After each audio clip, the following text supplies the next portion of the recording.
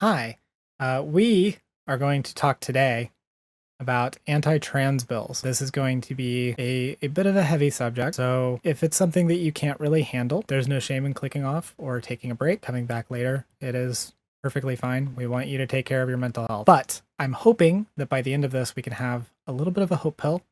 So it's not going to be all bad. Right, self-care is important, Paco. If you haven't been paying attention, and if you're in my chat, you probably have, because chances are you are plugged into this. There are a lot of like anti-trans bills going on, being passed or being debated or being introduced in state legislatures. It kind of sucks, honestly. It really fucking does. We're going to go over some of those a little bit and kind of talk a little bit about them, because I think it's important to the overall context of things. I'm trying to kind of do this in a way that I think is going to be good for providing hope to people. We're going to start off with some of the more like harder stuff, but we're going to get into the positive stuff. So if you want to dip out for a bit and then come back with the positive stuff, that's fine. But I do think that knowing what's going on and then knowing how we can move forward is good.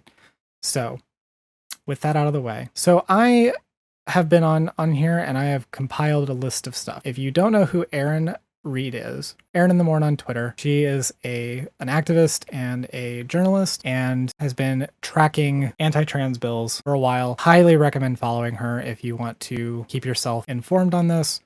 She's really good. I've got her map here of the trans legislative risk map. She updates this occasionally, and we'll just look at the full thing here. This is her map of how she has assessed each state. And we're going to get into it a little bit because I think it's important to look at this in the broader context. She's got the worst states, high risk states, moderate risk states, low risk states, and then the best states, or most protective states. High risk states are obviously the thing that we are most concerned with right now because these could very well move further up into the worst states, right? There's a lot more of these than there are here. Why that is, kind of scary is because, obviously we don't want more of these. We don't want really, really bad states. The reason why we've got Alabama, Arkansas, Florida, Oklahoma, South Dakota, Tennessee, Texas, and Utah are considered the worst ones. That is based on the types of bills that they have passed or the types of bills that they are considering. We've got things like weaponizing Department of Family Protective Services against trans people, bathroom laws. Oklahoma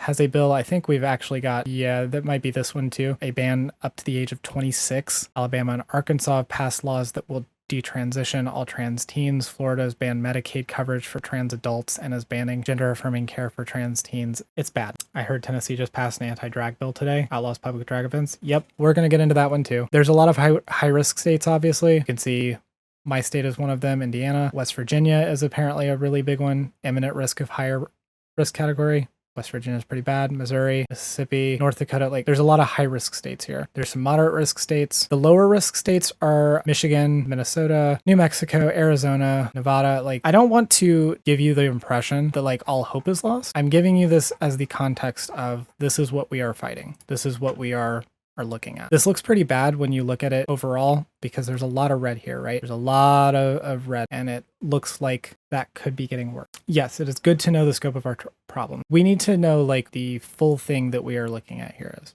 Let's go through some of the stuff that is happening. I want to highlight this Vice article real quick. This kind of goes over a little bit broadly. Current legislative session has seen more than 350 anti-trans bills, including 36 states. That is insane, by the way. Like, that is insane. Just in the current legislative session. All right, we're going to read through this.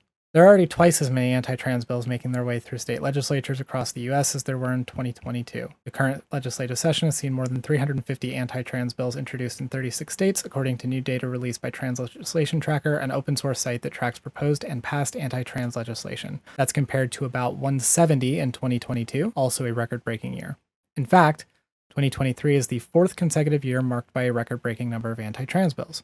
Quote, year after year, anti-trans legislation has pushed the boundaries of demonizing trans people and limiting their visibility and agency, Andrew Bales, the creator of Trans Legislation Tracker, said in a statement to Vice News. The national legislation emerging this year should make it clear that this is not a limited attack, it is a hateful vision for our country's future.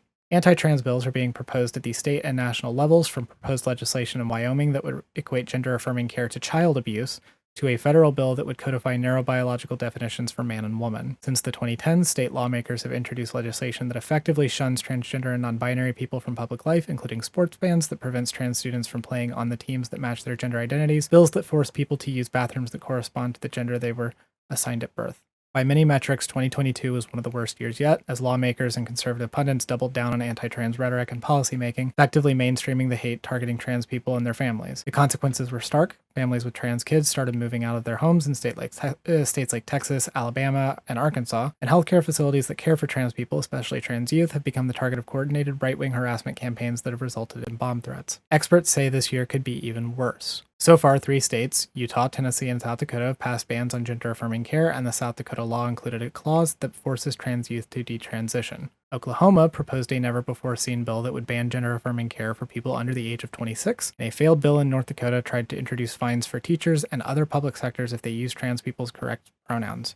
We're seeing an escalating effort to erase trans people from public life, Bales said. The sheer number of bills is overwhelming, and they're having a deep impact on the health and well-being of trans people, individuals who bring authenticity, courage, and joy to their communities, Bales said. Gender-affirming care isn't harmful. In fact, it's life-saving. Numerous medical governing bodies, including the American Medical Association, the American Psychological Association, the American Psychiatric Association, and the American Academy of Pediatrics, have endorsed gender-affirming care for minors. This is a based Vice article, by the way. I want to highlight this, by the way. This is fan-fucking-tastic that this was even included. A lot of times, a lot of news sources aren't even including shit like this. The fact that Vice is just sitting here saying, actually, no, fuck you, by the way. This isn't harmful. This is good. This is good. We need more of this. Wait, my birth certificate says I'm female now. Would they like to edit it? I don't actually know if that's something that can happen. I suppose it technically probably could, but I'm in the same boat. Like, my birth certificate actually got updated too. And Indiana is one of the states that is trying to prevent that from happening, so I actually don't know. I don't know how they would do that, honestly. But this is a good article. Notice too that they highlight the American Medical Association, the American Psychological Association, the American Psychiatric Association, and the American Academy of Pediatrics. All of these organizations have endorsed gender-affirming care. Would depend on specific legislation. Yeah, I figure. All of these are endorsing gender-affirming care. This is good. This is good journalism, by the way. Let's look at a couple others. My home state is from WFYI, which is a PBS station in Indianapolis.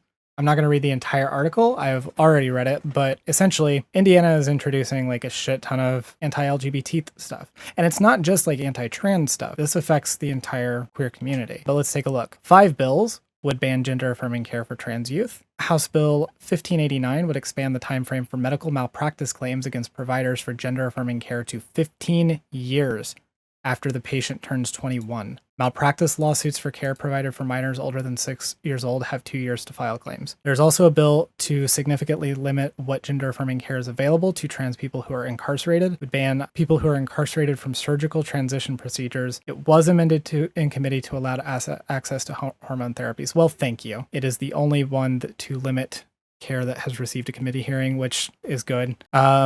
Education bills. There have been some bad ones. We've had some forced outing bills. We've had bills that would limit classroom instruction. This was, we just had our version of the Don't Say Gay bill went in committee a couple weeks ago. I believe that's this one. Ban schools and third-party vendors from instruction for students from kindergarten to 3rd grade on gender roles, stereotypes, fluidity, identity, expression, or sexual orientation. Yes. And Senate Bill 386 would also limit teachers from, quote, promoting certain concepts in areas such as age, sex, gender identity, sexual orientation, creed, color, marital status, familial status, mental or physical disability, religion, or national origin. Damn, they were thorough there. The legislation would also create a way for parents to file a complaint with the school district over classroom instruction. This bill was scheduled for a committee hearing but removed from the calendar. Again, it's hopeful at least that a lot of these aren't being heard, but part of the overall trend of a giant amount of bills. We got forced outing bills, identification. HB 1524 would ban any changes to a person's gender on their birth certificate unless there was a clerical error or certain medical tests revealed they were intersex. It is a very good fucking thing that I have already amended my birth certificate.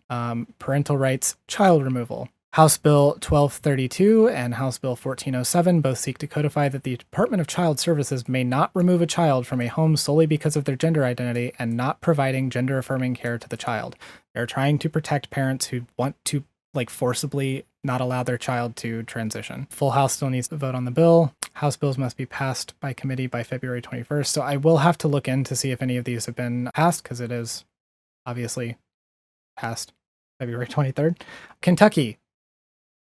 We've got a bunch here. I believe one of these was just in committee today. Under House Bill 470, gender transition services for trans kids would be virtually barred statewide. Gender transition is broadly defined, applying to any service meant to, quote, assist a person with a gender transition. This would include things to help youth transition socially, like using the student's correct pronouns or new name. Physical and mental health care providers found to have helped provide transition-related services, which are backed by major medical organizations, to those under 18 would lose their licenses. If those providers work at a place receiving public money, the funding would be pulled. I cannot express to you how fucking insane this is. Healthcare providers would be required to report providing any type of gender-affirming care to someone under the age of 18 within 30 days. If they don't, they could face criminal charges. They would also be liable should someone sue over services they provide, while providers who refuse to provide such services would be protected against legal, professional licensing, and disciplinary pursuits. This bill is called the Do No Harm Act. It is sponsored by Representative Jennifer Decker. If you live in Kentucky, especially if you are one of Jennifer Decker's, if you are in her district, you need to be bullying the shit out of this person. You need to be calling her office. Throw eggs at her door. I don't care. Don't do that.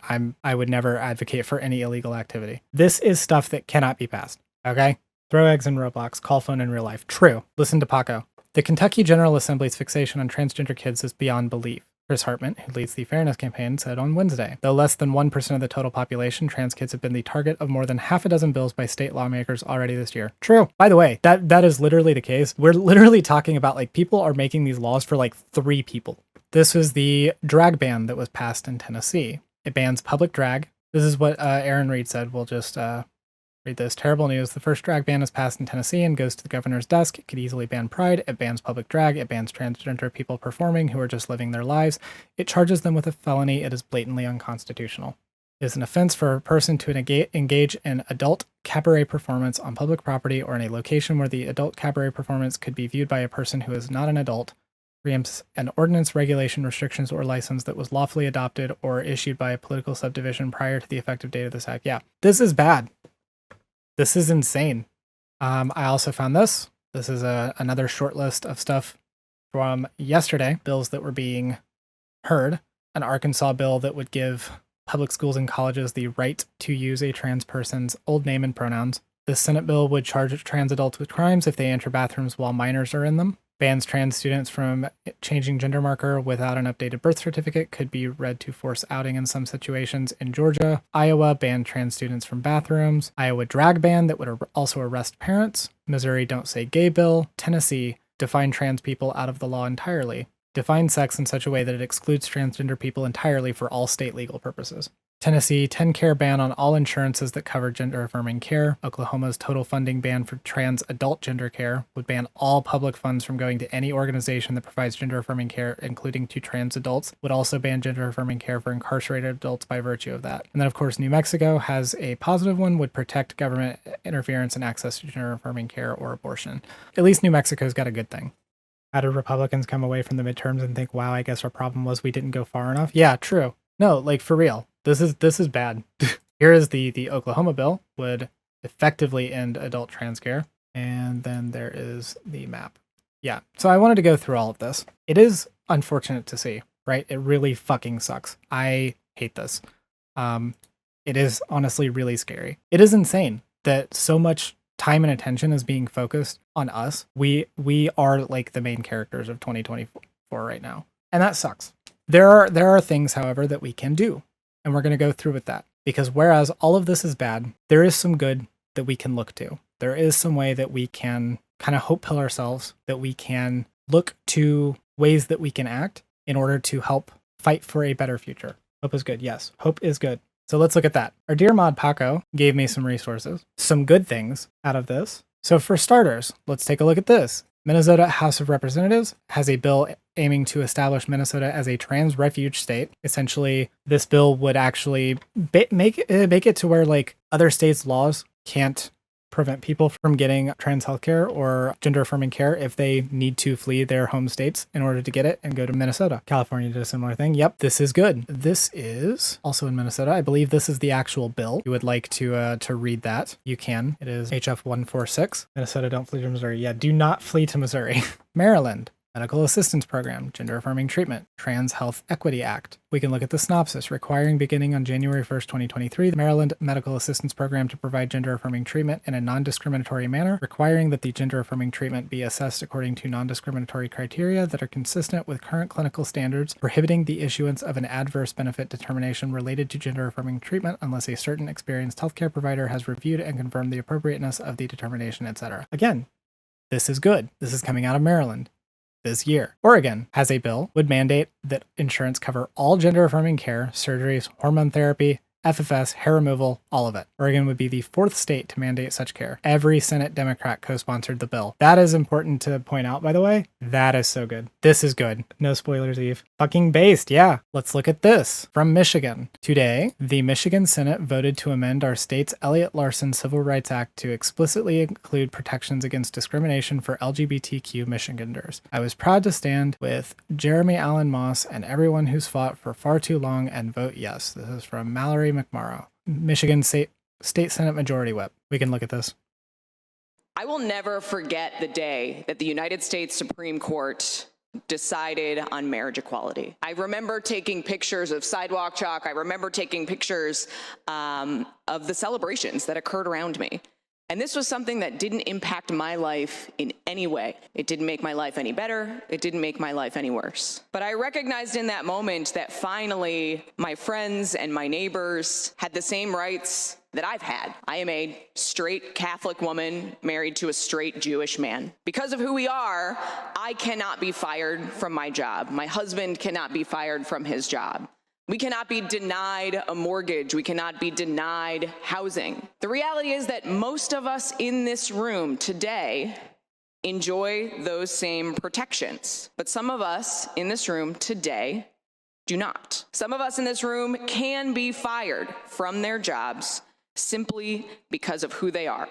Some of the people in this room can be denied an apartment or a house not because of sexual desires or actions, but simply because of who they are. And we have an historic opportunity today to right a wrong that should have been righted decades ago. Every single one of us in this room has to recognize that granting those around us more rights and more protections does nothing to strip away our own rights and protections. This is an incredibly proud day for the state of Michigan, a state that is signaling to the rest of the country that no matter who you are welcome here.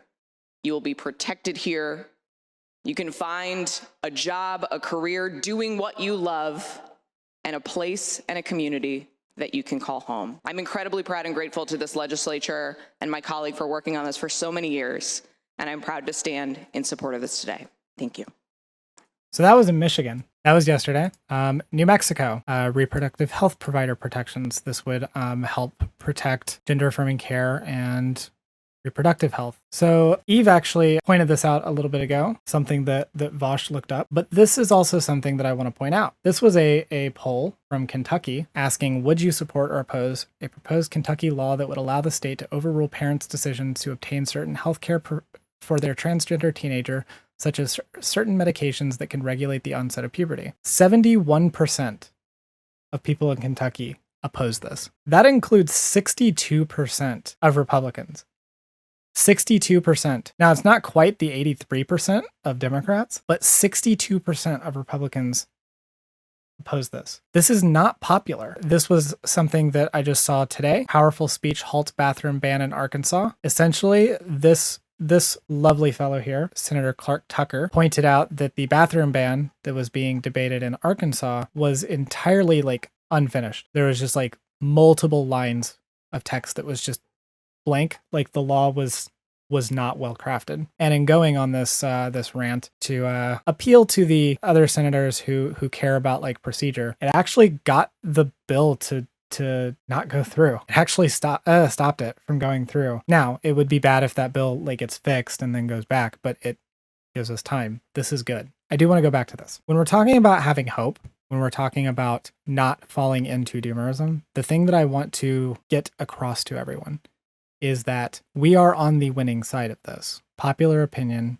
is on our side. Look at this again. 71% of the state of Kentucky does not support this kind of stuff, and 62% of Republicans. This is not popular. We are winning in the quote court of public opinion here. That is really important. A lot of people will hear that and will think that that doesn't matter, but it really fucking does. Having us be supported by the majority of people does lead to people on down the line being more actively in support of us. I said this in a previous segment, I think, but the way that we generate support for issues, it does matter if popular opinion is on our side. It does matter if laws get passed. When we have positive stuff like this coming through, this is what normalizes it. As Loser said in chat a moment ago, the hate is manufactured. This is entirely manufactured by Republicans because they don't have the popular vote. They have to cheat.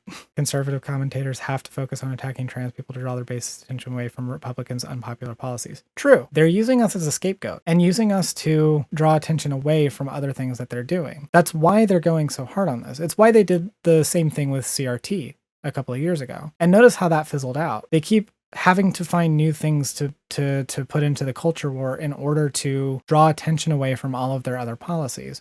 We're just the most recent example of this. The GOP relies on exploiting the undemocratic parts of the American political system. True. The point that I'm getting at here is we are winning.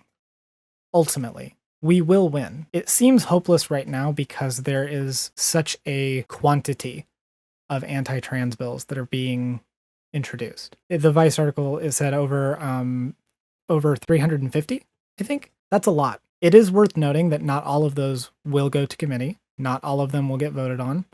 And not all of them that get voted on will get passed. That is just the nature of bills that go through. In politics, a lot of time, like 90% of bills that are introduced will never see the light of day. And this is going to be no different. But I don't want people to get complacent and think that the fact that a lot of these are not going to make it to committee doesn't mean there's any issue, doesn't mean that there isn't a danger to them. There obviously is a danger to them. The thing is, we are on the winning side. And there are things that we can do. Over the 170 that were proposed last year, over 90% failed. See? I want to go through some things that we can do. The first thing I'm going to advocate is a classic. If it is smart for you to do so, consider getting personal protection. Obviously, if you have some sort of mental health issue that would make it not a wise decision, or if there's some other reason. But generally speaking, get a gun, arm yourself, learn how to use it, take safety courses, take self-defense courses if they are accessible to you. There are usually resources in any area that can help. Protect yourself, protect your family, build community, find people around you. There are oftentimes queer organizations or groups of queer people. Build that community. Find people around you that you can rely upon should there be issues. Get a passport if you can. I know it is very expensive. It is hard to get and maintain, but if you can maintain a passport, it is a really good idea to do so. At least pepper spray or something. Yes, pepper spray is better than nothing. Get a big dog. Do something. That's personal stuff that you can do. But there are other stuff that you can do. Pepper spray is illegal. Carry around some Axe body spray or something. That's actually probably not a bad idea. Get a comically large machete. True. Those are personal things that you can do. But we can also do stuff more broadly speaking. I have some resources here, also provided by our dear Paco. So this is the LGBT Equality by State Map Movement Advancement Project. You can click on any of the states. It will show rankings for each state and all of the US territories on tallies. It separates with gender identity, sexual orientation, and gives an overall view. I have not looked through all of this, but it seems to be a pretty good resource. Any of these resources that you want to put in chat, by the way, Paco, feel free to do so that people can look at them. But I want to give things that we can do. Here are some other resources. You can go through Legiscan, which will allow you to look for legislation that's being tracked. At openstates.org, you can find your legislator. If you don't know who any of your local politicians are, look it up, find them, start emailing. And I'm being serious. A lot of people will really like underestimate the amount that actually helps. Politicians do like listen to this stuff. There are ways that you can actually like maximize the effectiveness of emailing your politicians too. Keep your messages short and sweet. Make sure that you are letting them know that you are in their district. You want to indicate that the issue that you are talking about is something that is going to affect your vote. And you also, I want to point out, don't just be reactive on this. While we're looking at this stuff, it's easy to contact your legislators to, let's say you're like me, you live in Indiana. It's easy for me to contact my legislator and to say, hey, I want you to vote against this. And I'm going to do that. I'm going to bully my representatives. I have in the past. I'm going to continue to. I'm going to continue to be a thorn in their side. But you can also email them or send them letters. I don't fucking care, like whatever you want to do. You can also be proactive on this. Let them know that you care about this particular issue. Tell them you want more positive legislation. Physical letters are more annoying and harder to ignore. True. Send physical letters, send emails, send letters. I don't know. Put like a rock that's been painted with your message like on their doorstep. Now that might actually be considered harassment. Don't do that. But you get what I mean. You need to bully them. And you can be proactive about it too. Don't just be reactive. Say, I want you to care about this issue as much as I do. Yes, coordinate with your friends. Mail them all on the same day. Make sure that they get all of it at the same time. I've not talked about this in the past, at least on stream. If you're friends with me, you probably know this. I have done actual work in the past in like public office. I don't want to give like too much information to like dox myself, but like I have actually done work related to this. Like I have actually done canvassing and stuff for a political campaign. This stuff works. This is the stuff that matters. Like a lot of people really don't seem to comprehend. Local politicians are the most important thing. You are never going to get to Mitch McConnell if you are living in Kentucky, but your local county council person, your mayor, you can talk to them. You can send them letters. You can send them emails. And by the way, this is not to say that you shouldn't try to contact Mitch McConnell. You should. You should bully the fuck out of that man. But you can contact these people. A lot of them will talk to you, especially if you live like in a smaller town. You can show up to city council meetings, like Paco said. You can go to these meetings. Most of the time, they are open to the public. Their times will be posted to the public so that you can know where to show up and when. There are resources that you can find to get these. And I will be more than happy. Anyone who wants to DM me later, like I will be more than happy to help walk you through a little bit of like trying to find this stuff because the resources are pretty simple. A lot of it is stuff like this. You can go to this website. You can find your legislator, find your state and local ones and your federal ones. Email them. If there are protests in your area, go up to them if you can. If you can't, do like actual like online advocacy work. Post about them. Get into contact with some of the groups that are doing this. There are oftentimes a lot of like organizations that will put on protests, that will put on events or demonstrations or even just like awareness events where you can go and you can post about those. You can just share them. Is it the same thing as necessarily going to protest?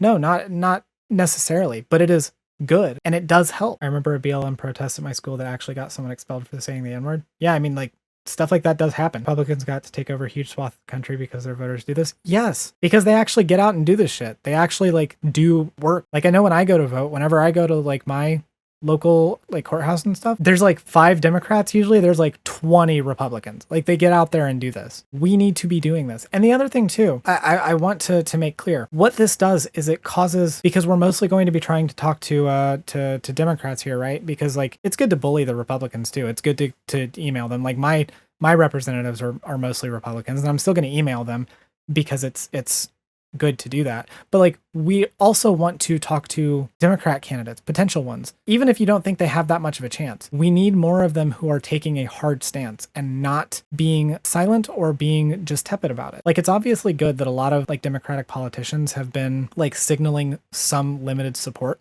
for us, but we need them to be more open about it. We need them to be more aggressive about it. I've been seeing a lot of this from people like AOC being way more like out in the open, talking about trans people being fucked over by Republicans. And it's really good. We need more of that. And we need more of it at the local level because the local level is what is going to ultimately protect us. At the community level, that is where normalization happens. It doesn't just happen like at the national level. Obviously, it is bad when we have laws like this being passed nationwide or like statewide, but at the local level, your community is what is going to cause normalization to occur. And normalization is our biggest asset in terms of granting us protection. The more people we have on our side, the less they are going to be able to actually like act because they won't have popular opinion on them. Yeah, mobilization is very important. The NRA is successful because they pressure as many politicians as they can. Yes, true. You guys understand what I'm saying, right? We are talking about things that we can do because it is easy to look at all of this. Like when I look at this is shit that like affects me, right? Like this is in my state, Indiana. I look at this and this makes me upset. Like this really makes me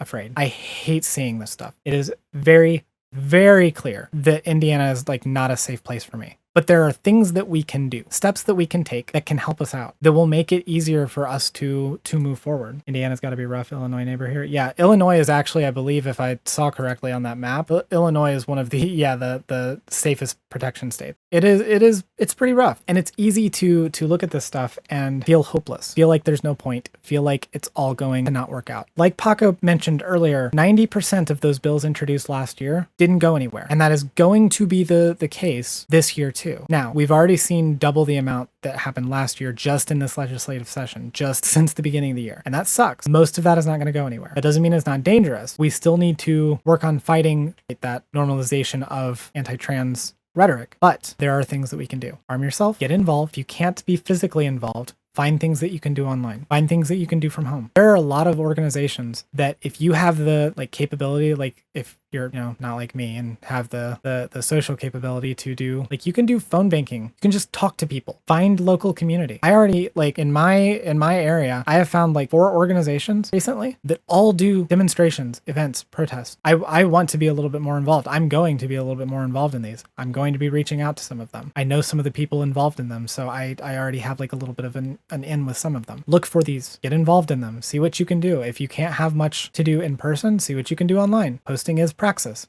It's not everything, but it is praxis. You can do this. Protect yourself. Find community that can help protect each other. Bully your representatives. Before the end of the stream, and probably before the end of the video too, like I will post this link again. Find your legislators. Contact them. Let them know that you find this issue important. You want them to vote against anti-trans bills. You want them to introduce pro-trans bills. That's the other thing too. I don't want you to just be reactive. Be proactive. Let your legislators know that you want positive trans bills. Michigan just had, we'll switch back over because I want to highlight this again. Michigan just had their amendment to the Elliott Larson Civil Rights Act. We need more stuff like this. Email your representatives. Let them know you want more stuff like this. Not just voting against the bad stuff, but introducing positive stuff. And yes, like Paco said, when they passed pro-trans bills, write them to let them know that you approve. It does go a long way to give them praise. I mean, it seems like really like shitty to say that, but like it really does go a long way to just let them know like, hey, I'm grateful that you did this. Please continue. It tells them that their constituents want that. Yes, senators all have a praise kink. It's true. You kind of have to have a praise kink in order to be in Congress. Whenever I run for office, you will know the reason why. Sounds like I should be a senator. Yeah. True. On my senator arc. Yes, Paco Saige 2024. But do you all know what I mean? Do you all get this? I don't want to just keep like repeating myself.